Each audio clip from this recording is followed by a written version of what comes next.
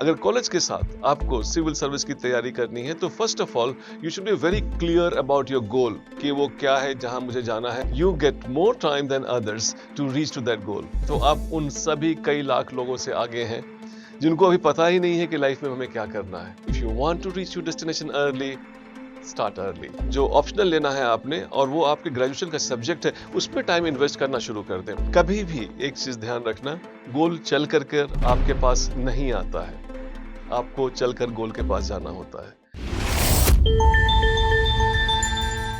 Hi, quite often I have been asked this question that how to prepare along with college. Civil सेवा की तैयारी कैसे करें जबकि हम कॉलेज में पढ़ाई कर रहे हैं. That has been a very common question and lot of people are very conscious very early. I would like to tell you some advices as to what you should be doing at this stage. पहली बात जो मैं आपको बताने वाला हूँ शायद आपको यकीन नहीं हो, आप अपने लाइफ के बेस्ट फेज से गुजर रहे हैं. I think a lot of you, when you're listening to this, you may be smiling that what is this he's talking about. Life के best phase से I've got so much of things to do, so many things that at my platters, this submission करना है, ये exam देना है, midterm है, this and that and what not.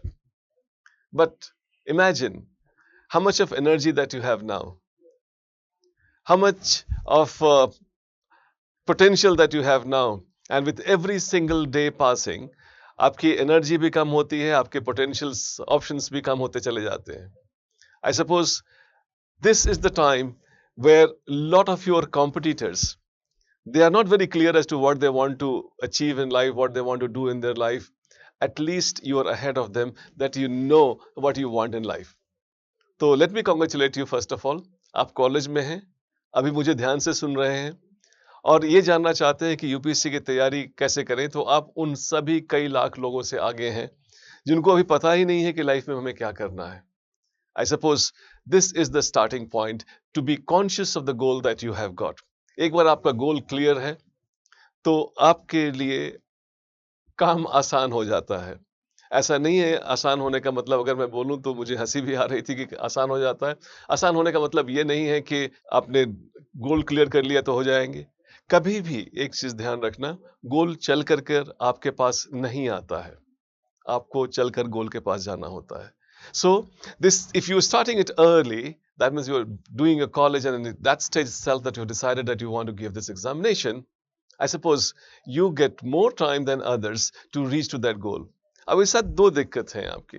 More time है तो कई बार ऐसा ग्रीड हो जाता है कि चलो अच्छे से करेंगे, आज सो जाते हैं क्योंकि बहुत टाइम है. This is not a good idea. अगर आप अच्छे I think I always tell people, and I must repeat this here also, better is the biggest enemy of good. हम बेटर करने का बहाने से नहीं करते हैं. और दूसरा, चूंकि आपके पास टाइम बहुत ज्यादा है, गोल बहुत दूर है, तो आपके पास ड्रिफ्ट होने के चांसेस बहुत होते हैं. नॉइज बहुत आ जाता है, because when I say noise, I mean like that kind of irritants and those irrelevant things that enter into your system so easily. So अगर कॉलेज के साथ आपको सिविल सर्विस की तैयारी करनी है तो first of all you should be very clear about your goal कि वो क्या है, जहां मुझे जाना है. और I think that is something which is what you should be reminding yourself, if possible, daily basis. हर दिन रात के बीच में जो समय है, उस समय में अपने आप को कम से कम एक बार या दो बार जरूर रिमाइंड करें कि मेरा गोल क्या है. Reminding of the goal is very important, because the moment you remind your goal, आप पीछे मुड़ करके अपने एक्शंस को देखते हैं कि जो मेरे एक्शंस थे पिछले 2-3-4-5 घंटों के, where those actions in the goals direction और देवर एक्शंस वेयर डिफरेंट. देखो, एक सिंपल सी बात है, अगर आपके लक्ष्य और आचरण एक सीध में होंगे तो आप जरूर पहुंच जाएंगे अपने लक्ष्य पे. If your behavior and goal is in sync with each other, you will definitely reach. But then, if your behavior is unlike the one who is going to write this examination, how would you? So, you should audit your behavior and while you are preparing for this examination. In fact, I do not want you to run too fast. जब आप college में हैं, बहुत सारे बच्चे मुझे मिलते हैं, बहुत उत्साही होते हैं और they are so much in emotion of preparing for this examination, they forget everything. एक तो उनका grade खराब हो जाता है graduation का, and B, they tire very fast. मतलब ये मैराथन है, मैराथन की तरह दौड़ा जाए, अपनी स्टीम बना के रखें. And most important thing which I would like to tell is that you should know when I should peak my self. You should not peak at the early stage. You should not really run too fast in the beginning and get tired at the right moment. So college के साथ अगर आप तैयारी करते हैं तो आप ध्यान रखें कि मुझे धीरे धीरे धीरे धीरे अपने स्टेमिना बना करके मुझे वहां तक पहुंचना है.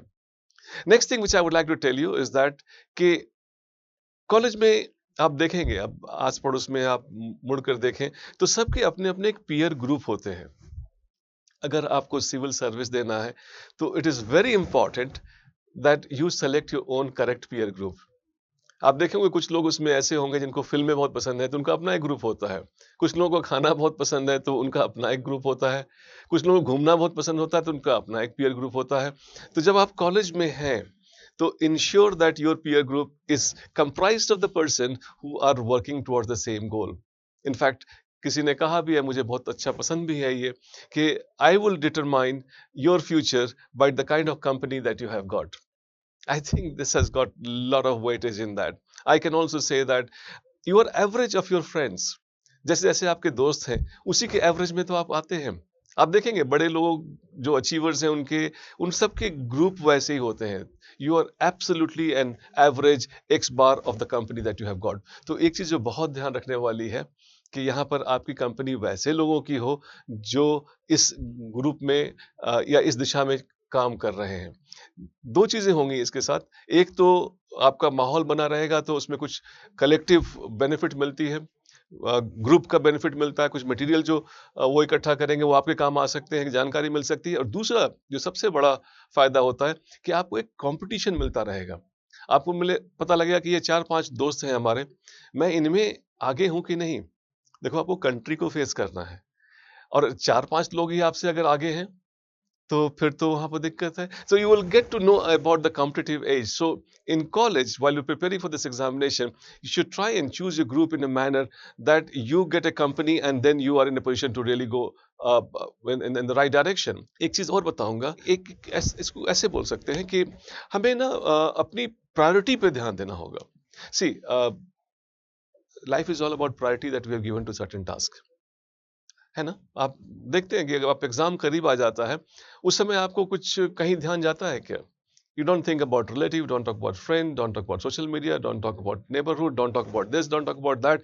जस्ट फोकस आपका एग्जाम के ऊपर हो जाता है.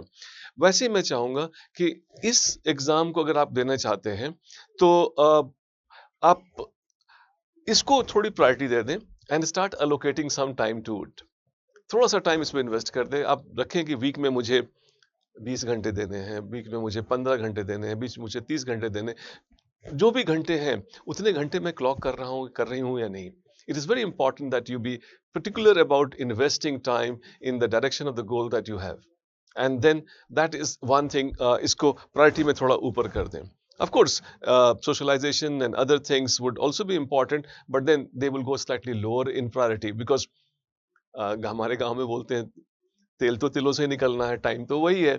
तो अगर आपने वो टाइम कहीं और इन्वेस्ट कर दिया है तो कहीं से कम हो जाएगा. इसको प्रायोरिटी में ऊपर कर दें and I am sure you will be able to really achieve it. इसके अलावा मैं चाहता हूं कि एक राइट डायरेक्शन में जाने के लिए गाइडेंस की भी जरूरत होती है. I would like you to, if possible, if money is not a constraint for you, I would like you to go for some long shelf course that you have got. उससे क्या थोड़ा माहौल बन जाएगा आपका.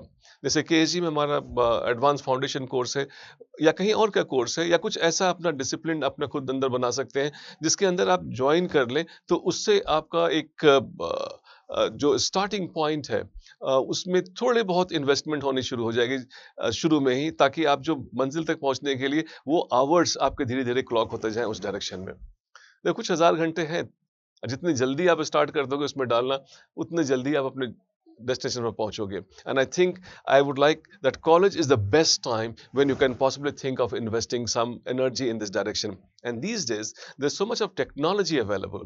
आप college को miss किए बिना through the cloud online courses आप ले सकते हैं, लॉन्ग ड्यूरेशन के कोर्सेज ले सकते हैं, and you can plan your investment of time into this direction. और जब आप कॉलेज में हैं, I would like you to also develop some reading habit. Reading habit, when I say, I basically mean that you should be studying the books which connect to the syllabus. And newspaper reading is very important. A lot of people are missing out on that. In fact, despite the fact I represent a coaching institute, still I would insist that you should read newspapers. Newspaper के पढ़ने की आदत डालें आप college के साथ साथ, अच्छी बुक्स पढ़ने की आदत डालें, और साथ के साथ अगर पॉसिबल हो सका और आपका जो सिलेबस जो ऑप्शनल लेना है आपने और वो आपके ग्रेजुएशन का सब्जेक्ट है, उसमें टाइम इन्वेस्ट करना शुरू कर दें, and that would definitely help you in getting a longer shelf life for preparing for your optional. ऐसा मैं फिर अपने गांव को रेफर करना चाहूँगा. हमारे गांव में एक कहावत और भी है कि खाना धीमी आंच पे ज़्यादा अच्छा बनता है. बट अगर आप धीमी आंच पे बना रहे हैं, आपने ऑप्शनल को लगा दिया है, वहाँ पे आपने जीएस की पढ़ाई शुरू कर दी है, बेसिक्स को आप स्ट्रॉन्ग करते चल रहे हैं, I am very sure that you would be actually peaking and maturing at the right time. Another thing which I like to tell you, जो आप कॉलेज के साथ साथ कर सकते हैं, that is the skilling part of it. आपको पता है इस एग्जाम में स्किल्स की बहुत जरूरत होती है. Lot of time we think that we have got information, जानकारी है हमारे पास तो काम हो जाएगा. ऐसा नहीं है. स्किल की जरूरत होती है. Skill of expression, skill of writing, skill of answering. This is something which is coming like any other skill, very gradually. धीरे धीरे धीरे धीरे धीरे धीरे धीरे ही हमारे अंदर स्किल आती है. और मैं चाहूंगा कि स्किलिंग के ऊपर भी आप काफी इन्वेस्ट करें, और रोज कुछ ना कुछ लिख दें, थोड़े बहुत लिख दें, जर्नल राइटिंग कर दें, पावर राइटिंग कर दें. पावर राइटिंग मतलब जो आपने लिखा है लोगों को वही समझ में आता है या नहीं आता है, जो डिमांड है उसको समझ में आता है वो नहीं आता है. एक एक्सरसाइज आप कर सकते हैं जो कि बहुत ही इंटरेस्टिंग एक्सरसाइज होगा. एक क्वेश्चन लें, उस पर एक आंसर लिख दें, और क्वेश्चन हटा करके अपने दोस्त को बोलें कि इसमें क्या क्वेश्चन था ये बताइए हमें. You'd be surprised that a lot of time your friend would give something which was not at all the question that you were written on. Maybe you would have written about a question on what are the global challenges that we have faced in attending to the global warming. Analyze. ऐसे कुछ question दिया, वो आपके दोस्त बता सकते हैं कि प्रॉब्लम ऑफ व्हीकुलर पॉल्यूशन, ऐसा भी बोल सकते हैं. वो आपके दोस्त शायद ये भी बोल सकते हैं कि नॉर्थ साउथ डिवाइड पे आपने लिखा है. You do not get, what I'm trying to say is that you do not get marks for what you've written. You get marks for what I have understood that you have written. And ये एक skill की journey है, और जितनी जल्दी ये skilling की journey शुरू की जाए उतनी जल्दी आप पहुंच सकते हैं अपने डेस्टिनेशन पे. तो I would like to recommend that you keep writing, keep asking people, tell me what I have written on, and in that process you would be in a position to really understand and appreciate that this is what they understand. और जब भी आप information इकट्ठा करते हैं, एक उसके revision का भी एक शेड्यूल बनाइए, because lot of things which you will forget after some time and your mind would think अरे पढ़ने का कोई फायदा ही नहीं है, तो भूल जाते हैं. नहीं, एक रिवीजन का शेड्यूल बनाइए. जो कुछ भी आपने पढ़ा है उसको थोड़े दिनों के बाद फिर दोबारा देखें, फिर उसको रिवाइज करें, और इससे आपका क्या होगा कि आपके जो एरियाज हैं वो एक तो फ्रेश रहेंगे, और आपको और पढ़ने का कॉन्फिडेंस आएगा. Because lot of time when you keep forgetting, you start thinking that नहीं है तो बिल्कुल कोई फायदा ही नहीं है, मैं तो भूल जाता हूँ, इसको याद करने का फायदा ही नहीं है. In fact it is very important that you have the scheme of revision, cycle of revision, and वो ध्यान रखें. एक चीज़ और भी बताना चाहूँगा, this is not to scare you but then this is a reality. आप देखो कि आप 3 साल के बाद, अगर आप फर्स्ट ईयर में हो, या 4 साल के बाद आप फर्स्ट ईयर में हो, जब आप एग्जाम दे रहे होगे तो आपके साथ में जो बगल वाला बैठा हुआ कोई इंसान होगा, it is quite possible that person must be giving his 5th attempt, 4th attempt, 6th attempt. So आज की रात वो इंसान जिसको 24 में नेक्स्ट ईयर एग्जाम देना है, वो कितना मेहनत कर रहा होगा. If you want to compete with that person and beat that person, I don't want to scare you, then you must be also investing the time. Competition बड़ा है, लेकिन definitely beautiful है. इसमें आपको लर्निंग का एक्साइटमेंट अगर आप में है, स्किल एक्विजिशन की एक्साइटमेंट आपके अंदर है, आप एक ऐसे इंसान है जो इस ब्यूटीफुल कंट्री को सर्व करना चाहते हैं on the highest possible level, I think tonight is the time when you should start. आपको 21 साल के बाद, ग्रेजुएशन होने के बाद ही आप एग्जाम दे सकते हैं, लेकिन स्टार्टिंग का डेट इसमें नहीं दिया गया है. So you can start while you are in college and lot of beautiful results that we have had. In fact बड़े बड़े जो आप सक्सेसफुल कैंडिडेट्स के रिजल्ट्स आपने देखे होंगे, वो सभी के सभी मुझे मिले थे अपने कॉलेज के दौरान. और बहुत सारे लोग बाद में भी मिलते हैं, बट डेफिनेटली अगर आप अर्ली स्टार्ट करते हैं तो अर्ली स्टार्ट एडवांटेज आपको मिल सकता है. And college is the right time when you can start your preparation. If you want to reach your destination early, start early. My best wishes are with you.